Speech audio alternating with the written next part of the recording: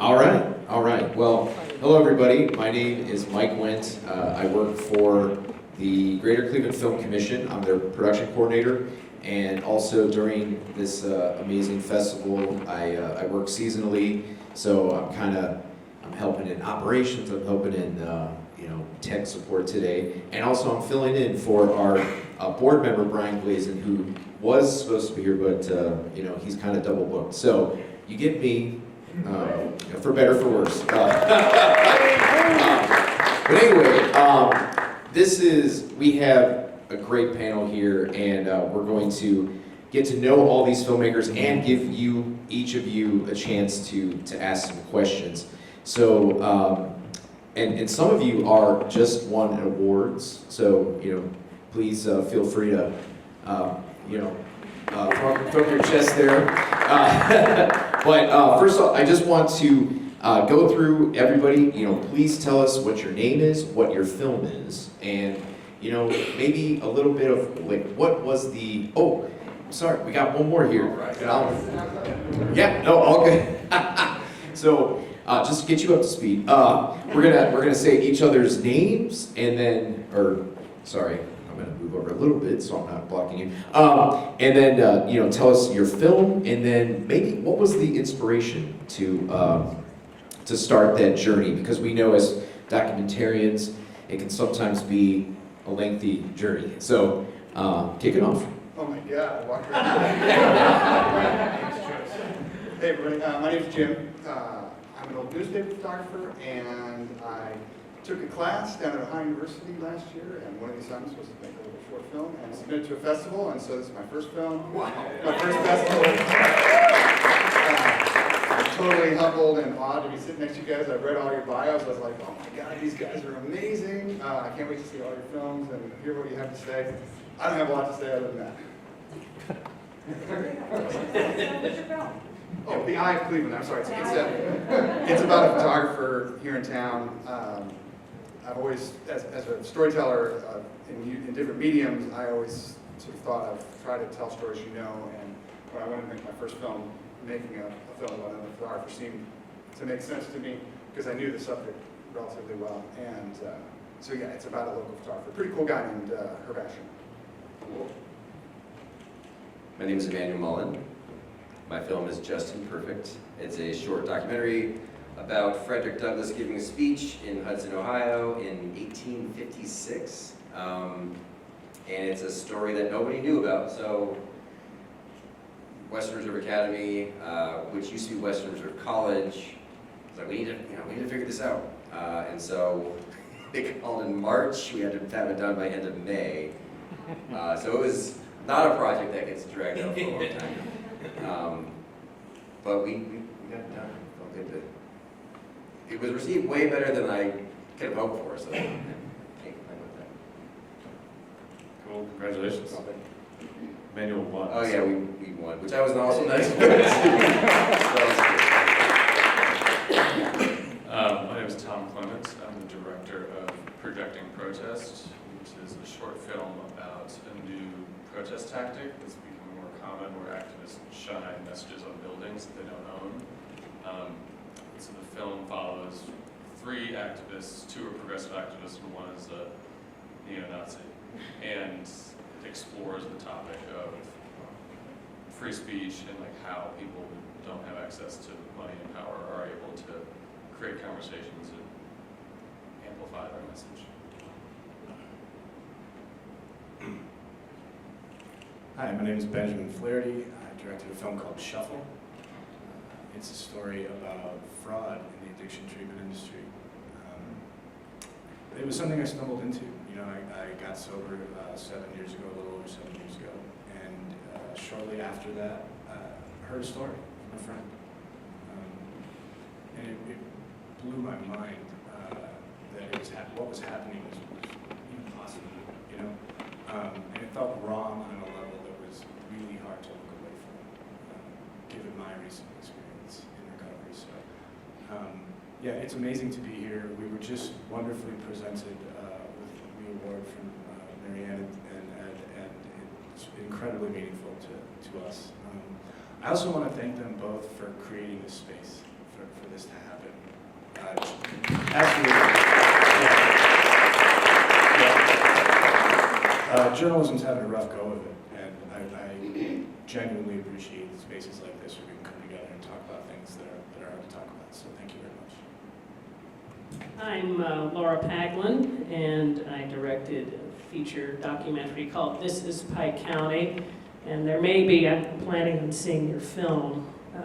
There's probably some overlap because it's about a community, a rural, close-knit rural community that's beset by many of the problems that rural communities face, including drug addiction. And as far as what motivated me to go down there, I had heard, I'm sure you've heard of the Roden family murders. At the time, it had not been solved for over a year or a year and a half, and so that was my initial motivation for going down there. I didn't really know what I was going to do once there.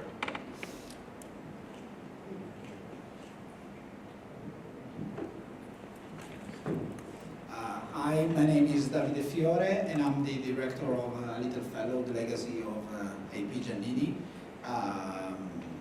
I can summarize it's the story of the founder of Bank of America, and he was an Italian immigrant, and the bank was called Bank of Italy first, so that's already shocking. But he wasn't just a banker, he was much more, and what he did for the country is unspoken. Nobody knew what he did, but it really was a revolution for this country, and his story is not told. So when I found it, I wanted to, show it to everybody, because I feel so it's such a fascinating story. It looks like an Hollywood script, but it's actually a very nice life and very good life, and it's really the story of a man that even if he could be the richest man in the world, he decided to be a good man. So that it was important, and it's like you can be rich, but you can be wealthy, but help people. That's. And he won the Emerging Filmmaker Award, so let's hear from that. Hi, I'm Danny Mazzico. I directed a film called Skate Rat since '88, the Kristen Svitak story. It's a skateboard documentary about a pro skater that grew up right here in Cleveland. And as a skateboarder myself, growing up, he was somebody I really looked up to. And he was, for somebody to make it to the top level of professional skateboarding was like a huge deal to me, coming from this area, because it was pretty rare. So yeah, it just kind of tells his Ohio roots coming here and then going to California and making it to the highest level. So yeah. That's awesome.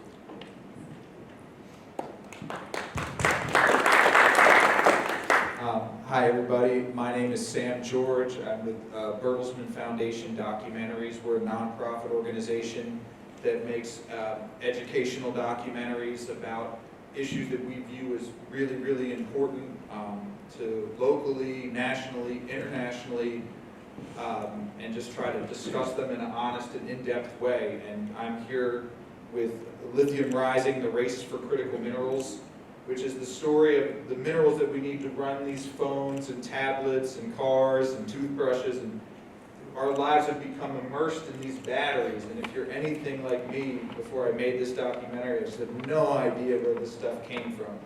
And it turns out to be a really important and growingly important story of exploitation, of paradox, where what we think we're doing to help the environment is involving, polluting mining and things like that, and just really complicated conversations that we haven't, I think, I certainly wasn't having. So it's been an honor to show that film here. Let's hear it for all of our filmmakers. So we'll start. Oh yes, We won a tremendous. I'm still like adrenaline going. Very, very fun. So we'll start back down with you, Sam. As filmmakers, there are several different forms of the medium that we could explore. What is it about documentary filmmaking specifically that is attractive to you, to each of you? For me, it's the ability to cut out the middleman, you know, I think that when you, and I think there's beauty in all different kinds of journalism, but if I'm writing, you know, I'm going and I'm learning things, and then I'm filtering that into my own voice and sharing it with you, and in some ways that has some benefits, because if you're writing, you just have to know something, and you can convey it. But if you're making a film, it doesn't matter if you know it, it's what the camera knows. You have to get it on camera, and that's the challenge of it, but the beauty of it is you cut out that middle person. You can take the viewer directly to a miner in Bolivia that you would never have the chance to speak to, and you can put them in their living room. And even if that scene is only 2 minutes long, it's almost like a wormhole or like a black hole in time. You can almost reach out and touch them in a way. And to me, that's magic. That's absolute magic. For me, yeah, I just like being able to, I feel like documentaries give you a world to like really get to know somebody like on a personal level. Yeah, like he said, cutting out a lot of the middleman. Like I really like kind of being, you know, kind of fly on the wall type of style, and really like just getting to know like the character like in their environment. I mean I always like to build a relationship with like the guests before I really dive into their story and stuff, just because you really get a lot more out of them and you're comfortable. It's like I just want to convey their story as authentic as possible, so that's like my favorite thing. To be honest, for me, it was the money. So I don't know how to say it, but you know, a documentary these days you can make it for really less amount of money than a feature film. Said that, I love documentaries, and sometimes you can make great documentaries with really few money. And you know, the beauty of documentaries is that you can really grab the camera and start shooting and start shaping the story without going through all the executives in the studios and blah, blah, blah. And you can, because when you have a feature film that is like a narrative, you need to explain the story before you start shooting. And we are all passionate about filmmaking, so we want to start shooting before telling you the story. So I feel like that was my approach to the documentary style. Even though I would like to make a narrative about Giannini, but you know, the documentary was the easiest way to get the story done, even though it took me like 7 years to make it. But unless you know you are wealthy and you have some support, you know, documentaries are those kind of stories that you learn while you're filming. You keep learning, and so sometimes it takes time because you're unveiling new truth, new stories while you're filming, and that's you know. It's amazing. It's I don't know. I don't have the word for that, but it's like something that you don't have in the narrative side when you have a production designer that is going to build everything. You know. Plus the beauty of meeting the people involved in the story. That when you make a narrative and you have a book and you read the book, yeah, it's a book that you make a narrative. But when you talk to the granddaughter or you talk to a person that sits on the lap of your protagonist, that's another level. It's and only documentaries can do that. Well, so many things that the others mentioned, but one is that it does give you a license to be nosy. I mean, it's just, and you're just exploring a whole other world that you probably wouldn't ordinarily, which I just love. I mean, that's kind of the adventure of it. And then the other is just being able to, after you've shot all this stuff, try to make some sense of the world. It's like creating some order out of all the chaotic daily stuff, which in and of itself is often very boring, but you can kind of create a world and a message and communicate that to the viewers.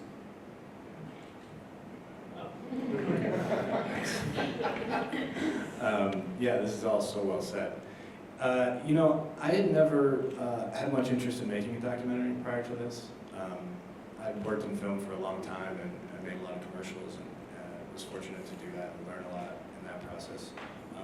That process obviously at one end of the extreme, where it's sort of full of artifice and pretense and setup, and at least my approach with this film was the complete opposite. It was to try and strip away as much of that as possible and find, to be present with these folks. And that was the gift for me, I think, as the filmmaker, was the quietness of that, and to be able to just be with them and me, and there was no other, no performance needed because there was no one else around.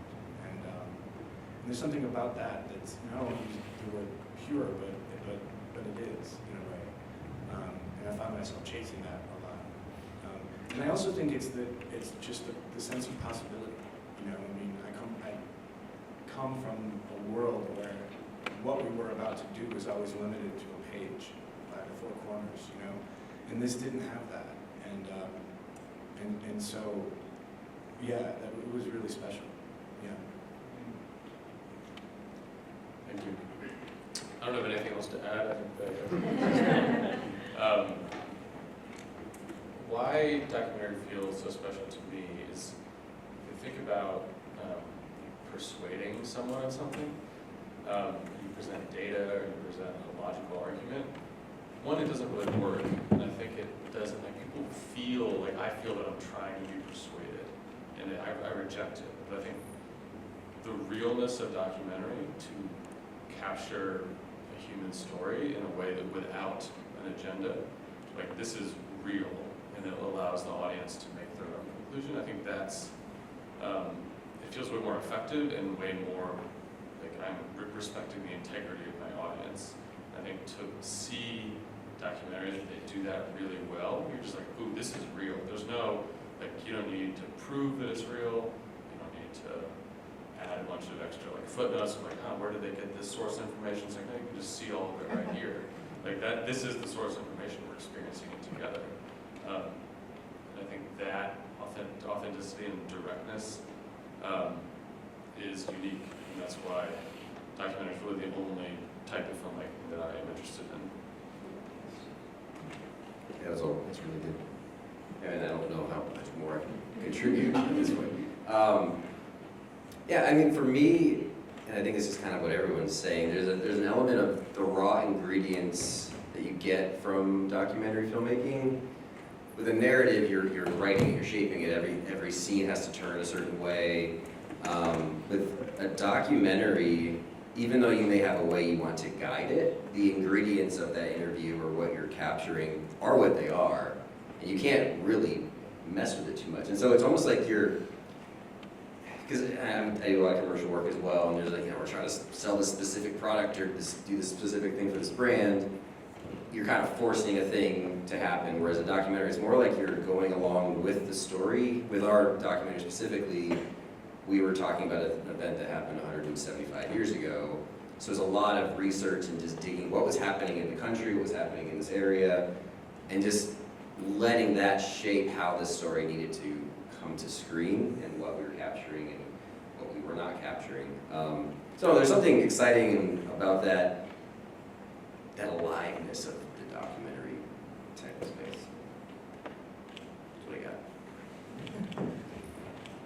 Being last is hard. And first. Sorry. But I'll just say that as a journalist, I always really selfishly enjoy telling stories. It's fun. And I was deliberately always trying to tell stories that I thought could maybe nudge the world in the right direction. And this film that's showing here doesn't really fit that bill. I really made it just to learn how to use a camera and make moving pictures. But I then immediately jumped into my second film, which is much more in depth. It's about the Arab Israeli conflict, so I really went in full. And my collaborator was just released from prison in Israel, and I'm really excited about that, like today, this morning. So yeah, for me, it's about telling stories that can make a difference in the world, and that's why I'm doing it. That's great. So I'm sure for each of you, we could probably always say funding is going to be one of the toughest aspects, but was there one thing in particular for each of your films that proved most challenging when trying to tell your story? Oh my God. Okay, well, again, for the first one, the Eye of Cleveland here, absolutely no issue about money because I just took a camera and went and filmed my neighbor. For the second one, I will say that I spent a fortune because I traveled to like 10 countries. We were in Gaza, we were all over the place, and I took a huge leap of faith. And the thing that shocked me was how at every step of the way people just were happy to help me. You know, if I needed a composer, I met this guy in Austria, he was like, yes, I will do the score. And I needed some Arabic graphics, and I met this amazing Palestinian woman in the West Bank, she's like, yes, I will do those graphics for you. And I don't know if you guys have had that experience, but like, I think if you're telling an important story and you're trying your best, people seem to want to come alongside and help you. With my one film, I made that was my experience. I mean, yeah, I kind of already mentioned it, but for Just Imperfect, and thankfully it was a short doc, so it was 25 minutes or whatever, but it was just the time that we had to get it done, just through the nature of when everything needed to happen. So that was logistically fun, you know, just trying to, right, who can we interview? And then I was also trying to distill a 2-hour speech into 10 minutes, trying to figure out the pieces in a way that, you know, people just don't talk or write like they used to in the 1850s, and the language that Frederick Douglass was speaking, it was just so rich. And we can't really remove this word because that changes the meaning of the next thing. So, but thankfully I had a great team. I mean, that's one of the reasons I love filmmaking is because it's a team effort, team sport. Yeah. So for me, the biggest challenge is time. is that I didn't have it. So I was working at Scripps News when I made my documentary. I was an employee, and I discovered this project because I was working as a news photographer, and some production activists disrupted what I was doing and all the other news cameras, like Fox, CNN. They got this message, tax the ultra rich, into the background on a debate building, like behind all these news reporters, which I agree with, and I just thought it was funny and like effective. So I just talked to them, and that's how the project started. But so around funding, I was just very fortunate to have a company that it was like a thing I was doing on the side. It wasn't like the company was like, this is our priority, but people liked the project, and people were willing to go, yeah, I'll like, in between my other assignments, I'll make graphics for you. And in general, I think if your project, if people can tell that it's, you know, they get the vision, they can tell that it's passionate, you know, it's not about making money, it's not about some other thing. They're like, oh yeah, I want to be a part of this, I want to be a part of it. Everyone wants to be a part of something that is going to add to humanity, is going to add to the conversation. I think that the thing I struggled with the most, I think, was dealing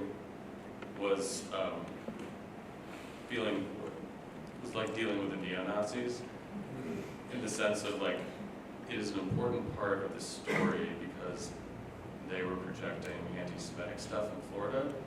I don't want to platform them, but I do want to acknowledge the reality that this is what's happening. So I feel confident about how I did it, but it was something that was well considered throughout the process. Hi. I think that for us, the biggest challenge immediately was how to tell the story, given the population of people that it affects. There was a huge challenge there. It took us about 8 months, I would say, to figure out how to go about this, through a lot of trial and error. And then once I thought I had that figured out, I realized no one's going to give me money to go do this. You know, I mean, in terms of a company, you know, because I would be unable to promise them literally anything, you know, that the film would even get finished. And that was fairly accurate. You know, 3 years into it, I had no idea if it was going to be a film or not, because that wasn't up to me. And so that was challenging. I mean, we were incredibly fortunate to receive some grants and some stuff that was just not only a help financially, but you know, a huge vote of confidence in the project, especially in the early stage. You know, so we were lucky in that way, but at the same time, we didn't wait for permission. I mean, I did realize that even spending time to craft the package that would need to be put together to approach people in a reasonable capacity, I'm not going to do that. I know what the answer is. And I was also not super interested in putting myself or the participants in the position of having to ask for permission. That felt contrary to what I was asking them to do with me. You know what I mean? So we just, I was fortunate at the time I was still directing a few commercials before this film completely took over that world. So I was able to just go, and because a lot of it was just me and travel, we were able to get pretty far on that before another initial support came in. That's great. Probably very similar kind of approach.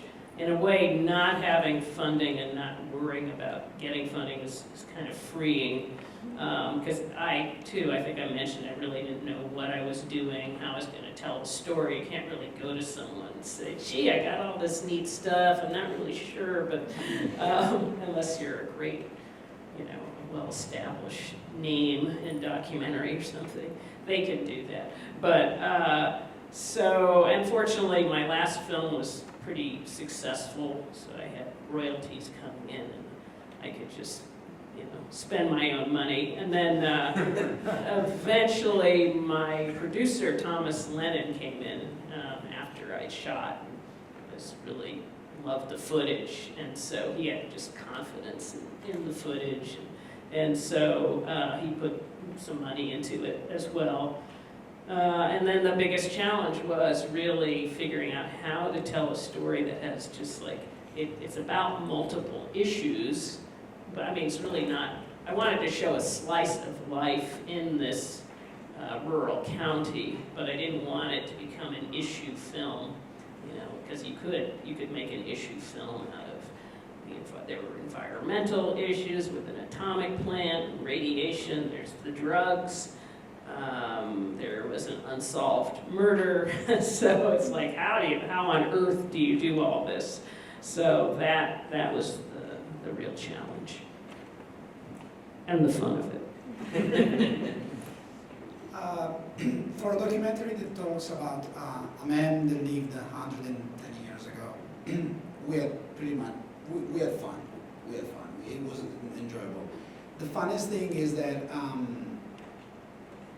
it is about a banker, and we found it mostly through the stock market. So not because Wall Street wanted to fund it, they didn't need to know that they funded, but we didn't have funds, and so we needed to do day trading to raise money, right? And it's kind of funny for me that a story about a man that it was about sharing wealth and sharing. Then we had to use Wall Street game to get money. But that's not even the funniest part, because really I had no connection. When I started this story, I just landed from Italy in San Francisco. I didn't know anybody, and this story was so great. So the funny story that we like to tell is that how we get in touch with this family. Usually you write to them, you contact them, whatever. In San Francisco, they do the Italian Heritage Parade every year on October 12th, in 2 days. And during the parade, there's a car, a 1930s Lincoln, that was owned by our protagonist. And so the parade starts with this car. My wife was at that parade. She chased the car, she stopped the parade, and said, my husband is working on a movie about this guy. Can I get in touch with someone? The 2 granddaughters were inside the car. That's how we got with the family. And that to me is the funniest story that I can tell about a boring kind of, history about a man in finance, that, I don't know. That's the funny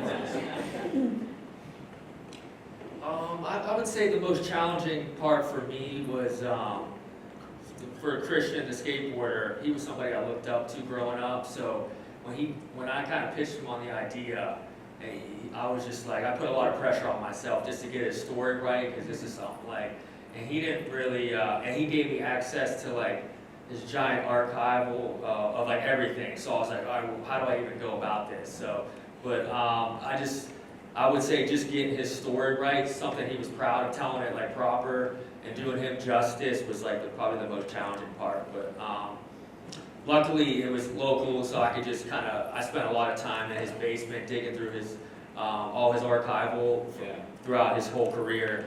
And, but yeah, that was something I put a lot of pressure on myself just to get it right. Cause like, he said he was approached by a couple other people to tell his story. And he's like, he knew that like I really was a fan and stuff. He seen like my passion and stuff. So I was like, oh man, it just made even more pressure on me to like make sure I did him justice. So, but yeah, he was really proud of it. So That's awesome. Very cool.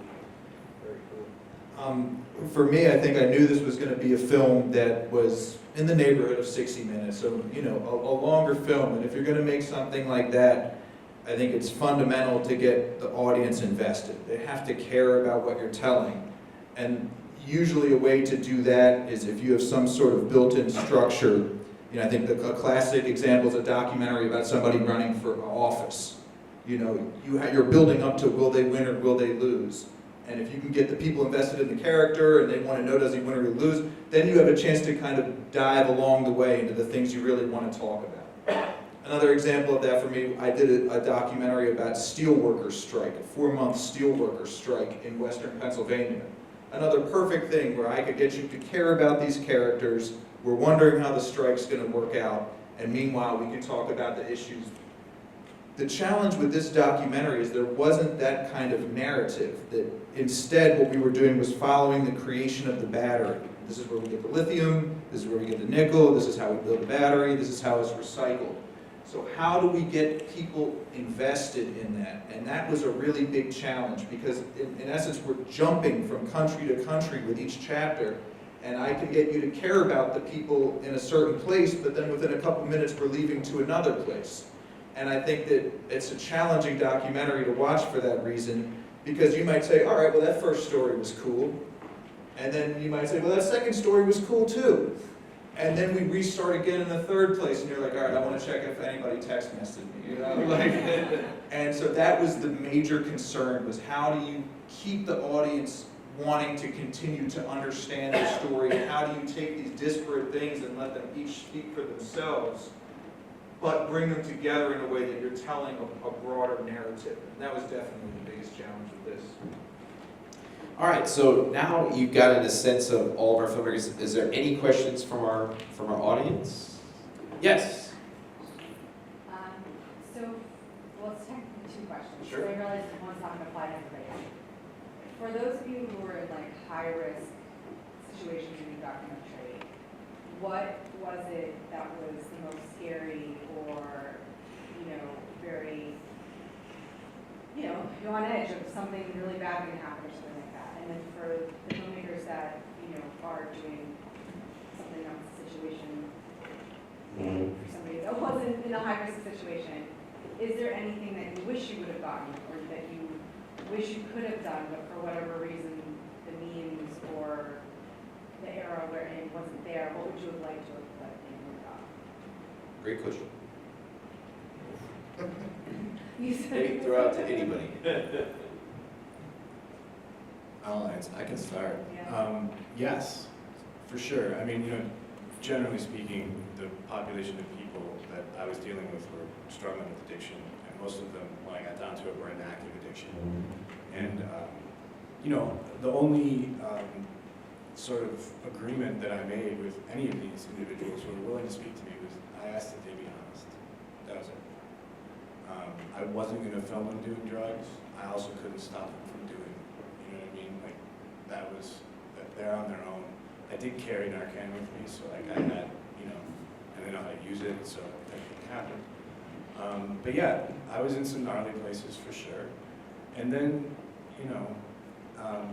there's a whole criminal element to this that I had heard about and was super fascinated by because it was hard to believe, It's real easy to be like, oh, the mob's involved, and whatever, We've all seen movies. Well, I mean, they are. And I had one particular offer for a business meeting very late one night in an office park. I mean, it was the most ridiculous thing. really, it was, because if you were actually trying to do that, it's like, you should have another approach. We've all seen movies. Like, that's not gonna go. You know? So I didn't go to that. I thought about it, because I literally did think about it. I wanted that footage. I'm like, can you imagine? Yeah.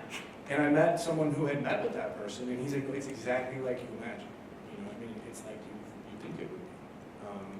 So I was a little fascinated, and then I interviewed another individual in Dallas, and I had arranged to meet him someplace, and he called me before that and said, I don't want to meet you there, I'll meet you at this restaurant. So I met him at a restaurant. When I met him at the restaurant, I could see how scared he was. And we went and we sat and we talked and shot a small interview somewhere, and what he told me on that interview, I mean, he left town right away, and he was talking about the people that were involved in this, and that, you know, in addition to the mob, which is not surprising, that the cartel were involved in human trafficking, and it's no surprise that they would sell the drugs and also want to profit off the treatment from it, right? But he was explaining some routes and how it works, and who owns these companies, because they're consulting services, and he's terrified, you know, and he left. I mean, he got out of there. He couldn't get this over with quick enough. And so I got out of there real quickly too, because I thought, there's no need to sit around here, you know. And, you know, we chose, and I hope, for those of you who haven't seen the film, I hope you'll come see it. We chose not to talk about those things in the film for a variety of reasons. The main one is those type of salacious details or completely overshadow the actual danger here. Because the involvement of people like that, I don't want to say it's minimal, but it's like, that's not really the problem. And if we're looking at that and we're talking about that, then we're going to miss the real issue here, which is much more simple, but looks a whole lot better on paper. You know, that's the concern. So we set that aside and walked away from that. You know, and it lost an opportunity or two actually from one of those, like a potential funding opportunity. Once I told them what I had learned from this meeting, they were like, no, we're out. And so, so yeah, that was a good lesson too, I think, to trust my gut on that. And a quick plug, I believe your film plays not too long after this, right? 12:50. Yeah. So. I plan to see it. Well, I can't say I had anything where I felt, you know, my own life was in danger, but I was sort of adjacent to other people's lives. Like, there's a scene in the film where, you know, I followed this little girl and her dad is on drugs, so it wasn't really clear. I mean, she never explicitly said he was on drugs, but, you know, and there's a scene where she decides I thought she was just going to meet him after school. You know, it's an innocent thing. Say hi to her dad, who's, I guess, working or on something. And suddenly she's under a bridge, like looking for him. And then there's like a tent under there. And I said, hey, don't go, you know, I'm chasing her with my camera. And she's talking to this homeless woman. And then I didn't have for various reasons too complicated to explain at the time, she was wearing a microphone, but I couldn't monitor it. It was one of these solid state microphones. So I didn't know what was going on, and you know, she did emerge, but then later I hear her saying, hey, can I have a hit of that? And blah, blah, blah. I mean, it was ultimately it was cigarettes, but it's like, you know, how much responsibility do I have? And you know, I went on drug bust things with the sheriff, but you know, again, I wasn't in danger, but there were other weird things, kind of to your point, that would have overshadowed the film, where I sort of became a confidant in this small town. People would tell me about all the corruption in the sheriff's department that was going on. I mean, it sounded incredible. And then sure enough, the sheriff that had let me ride along with him was indicted. He'd been gambling, he'd been stealing the drug money. I mean, he looks like such an outstanding guy. He's talking about how the drug dealers, you know, they put their money on these cards, on credit cards now, so there's no cash. And he seemed so outraged by that. I said, look how many credit cards they have here, and blah, blah, blah. And then, of course, later he's stolen it. But, I mean, again, if I put that... Look how many I have. If I put that in a film, it would have just, like, there'd be no good person in the film, and it just, yeah, would have derailed things, so. Any other? Well, I can just say, I think again, not for my first one, my second one, I have spent decades working in conflict zones, and when we were going back into a conflict zone, two sort of things I've learned is always have plans and contingency plans, because things are going to go wrong, and you want to know how to get people out, like we just did with my collaborator Tom. And the other thing is to be friendly and have a smile. Like, I can't tell you how many times guys have had a gun in my face and I talk my way out of it with a smile, as opposed to being belligerent or some of the other approaches that haven't worked well for people. Yeah, I can speak about just like protest scenes mostly, being with activists or being in situations with a lot of police, like armed CIA or whoever. I think I agree. It's like just staying calm. It's like if you're not going to win, and if there's a bee around, if you swat the bee, like you'll get stung. But if you stay centered and stay calm, you can observe what's actually going on, and then if there's something that's risky, like you'll leave. But the activists, that's what the activists the progressive activists really modeled most, is there's an art to being firm, not doing exactly what you're told, but resisting with a smile on your face, like being a little bit silly, being kind of a jester. So there's this fine line of non-compliance in a silly way that I respect a lot. Any other questions in our audience? Yes? I'm curious, after going through the process of making all your films, how that changed the way you see yourself as a filmmaker and also just as a person.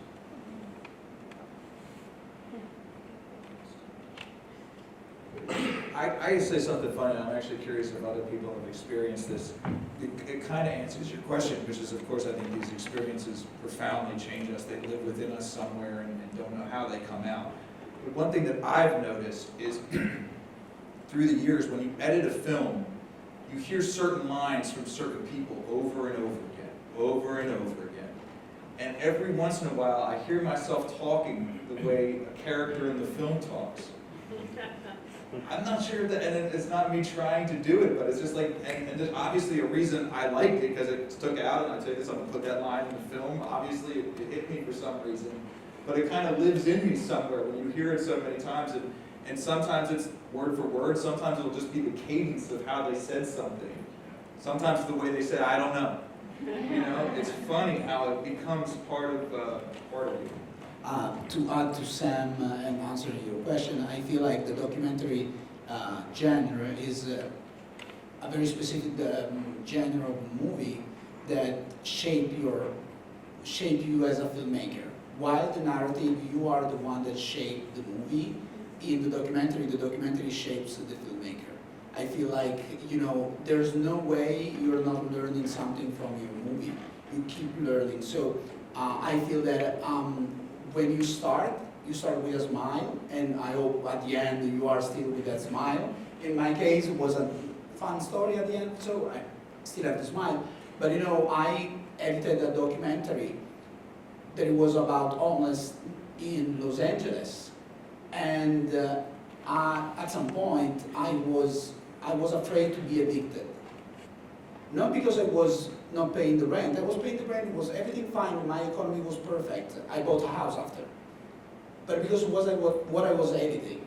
The documentary was shaping me, was shaping my fears, was shaping what I saw.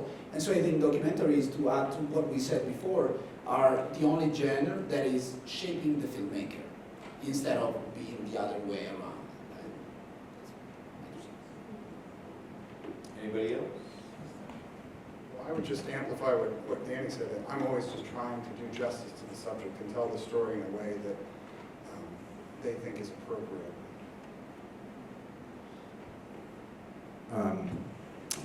I had made films, like I said, for years, but I never made anything as a sober person. So I wanted to do that, and I also wanted to make something without anyone telling me what to do. I wanted to make something on my own, not by committee. And so to that end, making this was, just incredibly enriching.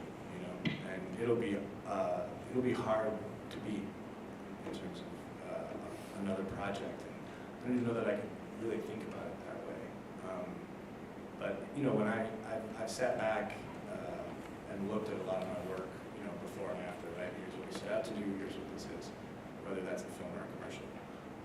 And I can say this is the first time I'm really proud of what we did, and I feel like I got to make the film that I felt like I wanted to make, and created the room to do that. So yeah, it was incredibly enriching.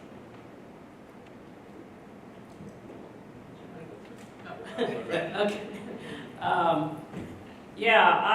I think I mentioned this was just a very challenging film because it was about so many things, and I wanted to make a portrait and do this and do that, and I had so many versions where I thought, that audience, they're not going to go for that. I better make it about X, or I better make it about this character. And I thought, I could do it about all these things, but it would really take a brilliant editor and blah, blah, blah. So finally, at some point, I just threw everything out and started all over again. And I thought, you know what, I'm just going to make this for me, because nothing's quite working. It's almost working. It's not quite working. We did a lot of test screenings, which are really difficult. But, it's like, not enough. This just isn't working. So I guess, and I thought, well, maybe if 5 people like it, it's a film. It's a tough sell. It's even hard to describe what it's about. But in the end, I feel very validated, just like showing it here and having people respond emotionally and really get it makes me feel, I just feel a lot more confident in my creative instincts.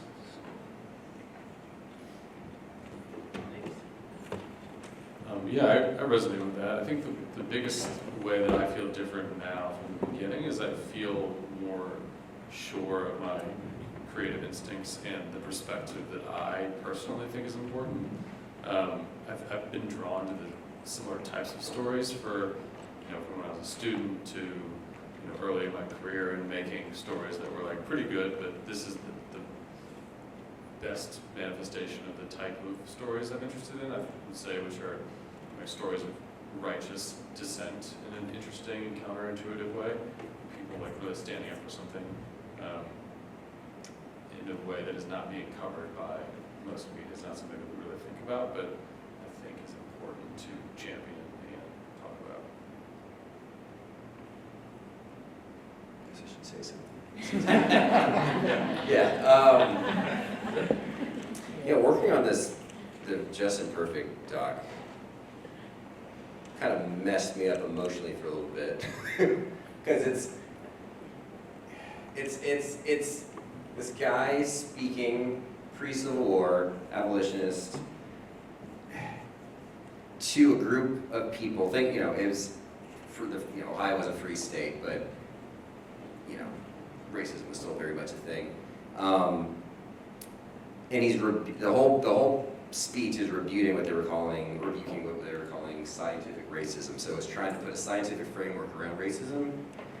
And I don't know, man. Just when I was studying the speech and interviewing Dr. David Blight, who's this leading historian of Frederick Douglass, and just what was happening in the country, knowing that's our country, and seeing how things are right now. I don't know. I would do these interviews and I just have to take a long walk.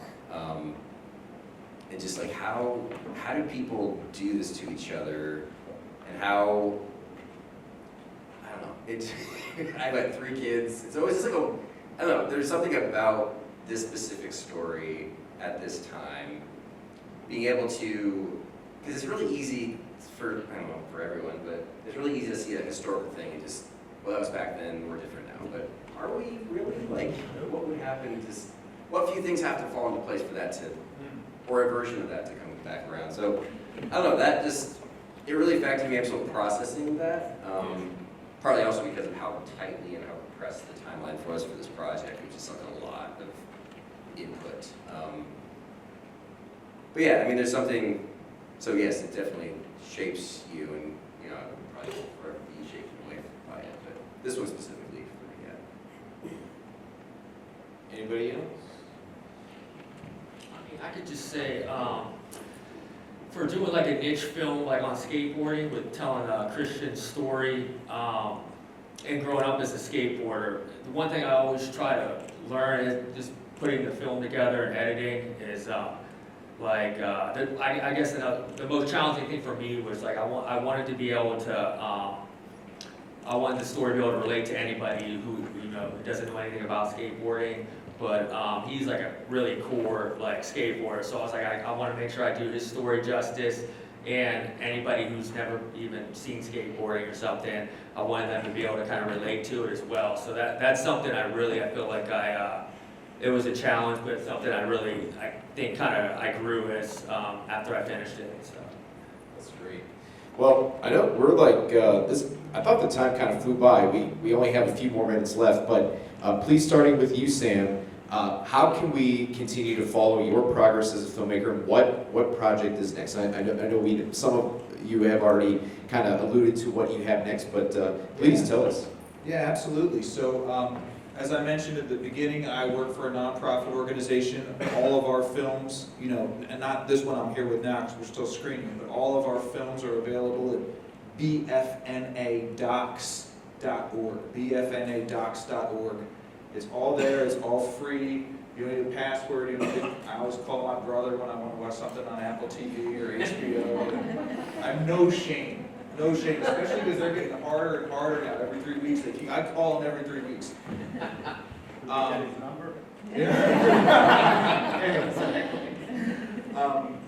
I think that, it was mentioned yesterday in the panel that some things that are really helpful is reviewing things online.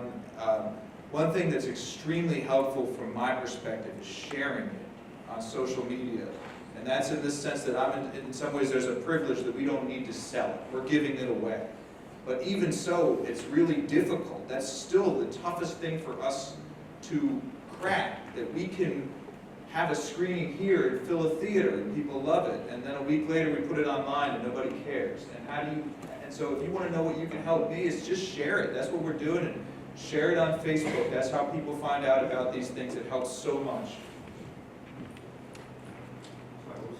How can we continue to follow your progress, and what do you have next in the pipeline? I'm actually finishing up my first feature. I have the final shoot is tomorrow, actually. Amazing. On a basketball documentary, Amish basketball. Yeah, it's been like a 5-year project, but I'm deep in the edit right now on that. So, but if you want to follow, it's called Angel in Amish Country. Is the name of the film. The website's the same as well. So. Yeah, I'm excited about that. That's awesome.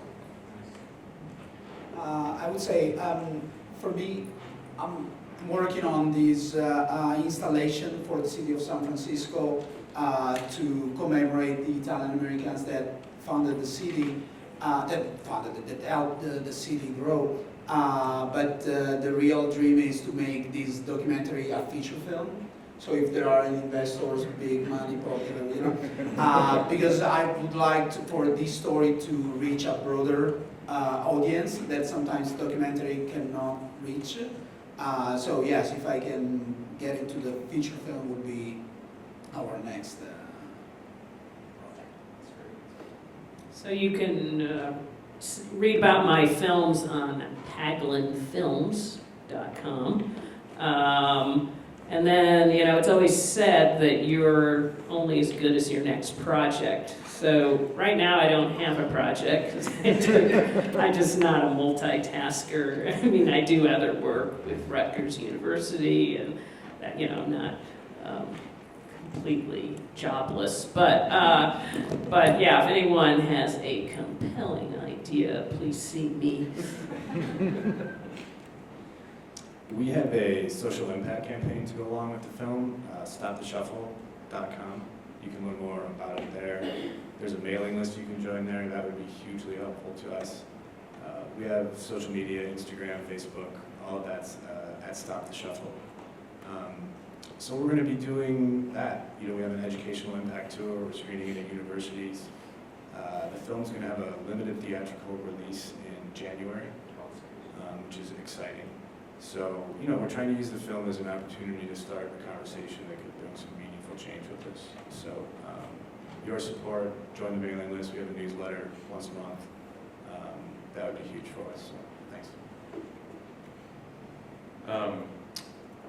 So we're setting up more screenings now, mostly at universities. The film's projecting protest because I think now more than ever, as free speech is kind of being scrutinized and limited, it's important to talk about and display creative forms of protest.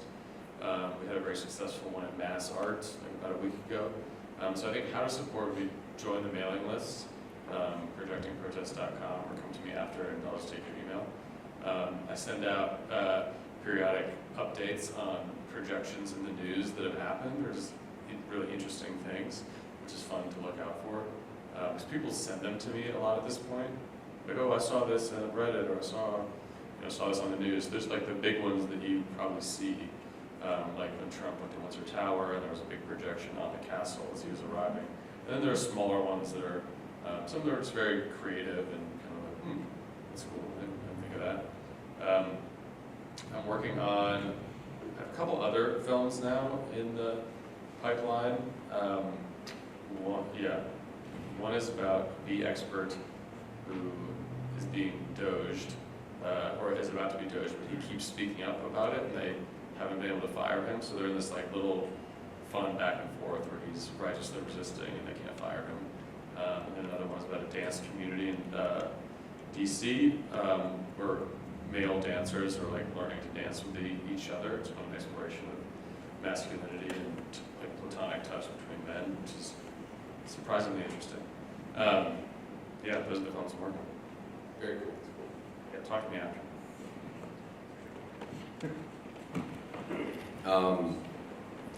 Yeah, I don't have an actual other documentary I'm working on other than just normal client work.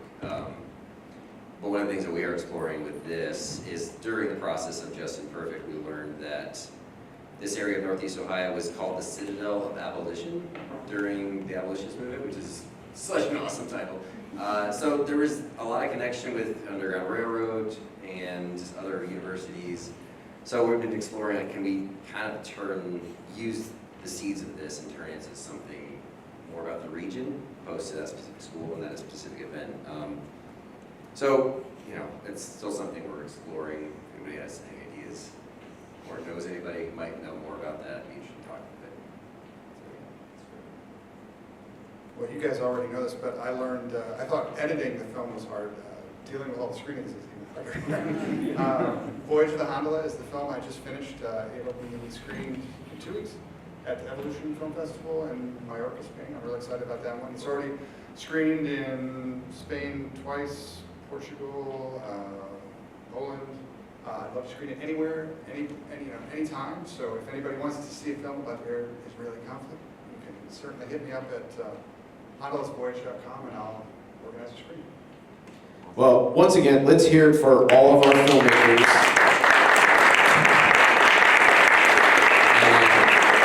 And thank you all for coming, and please enjoy the next 2 days as we wrap up the 60th annual Chagrin Documentary Film Festival. Can't wait to see you next year. So, thank you all.